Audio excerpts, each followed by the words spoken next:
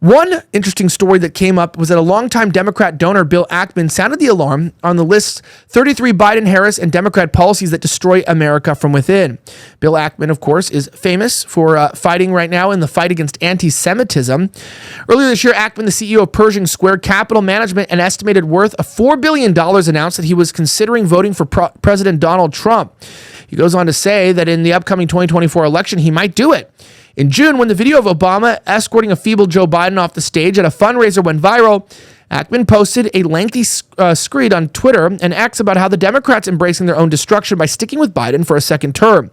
He also publicly blasted the Democratic Party and a mainstream media for misleading the country about Joe Biden's mental acuity and health following his disastrous debate.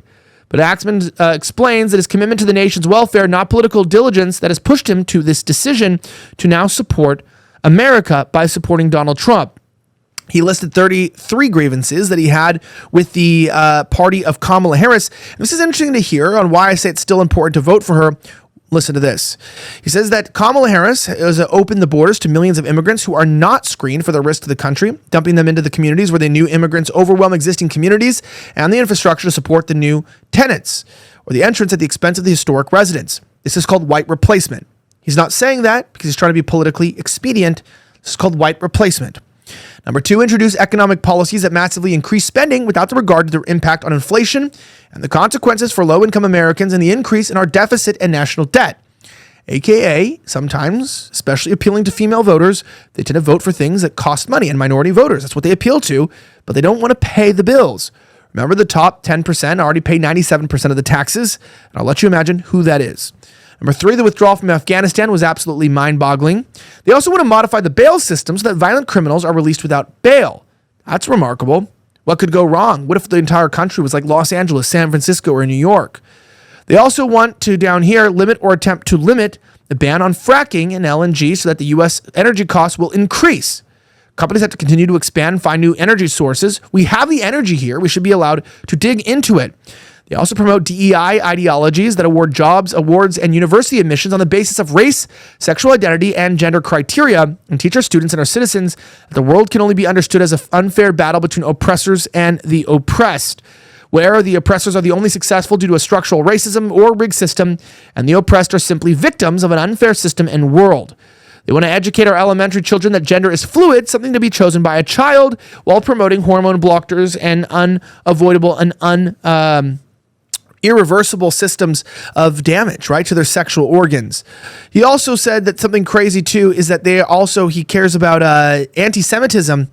They're encouraging massive protests and riots, not only during COVID-19 and the BLM riots, but they're encouraging anti-American and anti-Israel protests. He goes on to list a bunch of requests as he cares a lot about Israel and their support for the Jewish people. And he thinks that Trump is a greater support. He also wanted to see the U.S. state and local systems to attack and attempt to jail, take off the campaign trail, or massively fine candidates for the presidency, which he hated as Kamala Harris was involved in such. Now, he lists the full things. You can find it there at thegatewaypundit.com, but it's true. I mean, what Bill Ackman's saying, I don't agree with every one of his complaints, but some of his complaints are quite obvious. You know, we live in a country that's quite remarkable, and the things that we allow in this nation, no real country would ever allow such corruption and such violence. We're not a serious nation. People just want votes, so they won't take care of the issues in the country because how do you take care of them? People don't want to comply. And that's a good reminder of the reality that we're facing every single day. That's why I want to remind you guys that no matter what you go through every day, you need to remember, do you think that our country is going in the right direction? Or does it feel like everything's falling apart? And you're like Bill Ackman wondering what the hell happened to your nation? Well, if you're feeling alarmed, you're not alone. And in fact, Americans from all walks of life have taken action to prepare for whatever's coming next. And that starts with having an emergency food supply. Storing food in your home is the right thing to do because we are living in crazy times, which explains why so many people are preparing right now. You can get ready too with the 3-month emergency food kit from My Patriot Supply. It comes with delicious foods like creamy stroganoff, honey wheat bread, and mushroom rice pilaf. The entire kit offers over 2,000 calories every day. This food kit lasts up to 25 years. Who knows what our country will look like then? But when that day comes, you will be ready. So go to preparewithvnn.com now to order your 3-month emergency food kit from My Patriot Supply. Go to preparewithvnn.com. Get your 3-month emergency food kit today.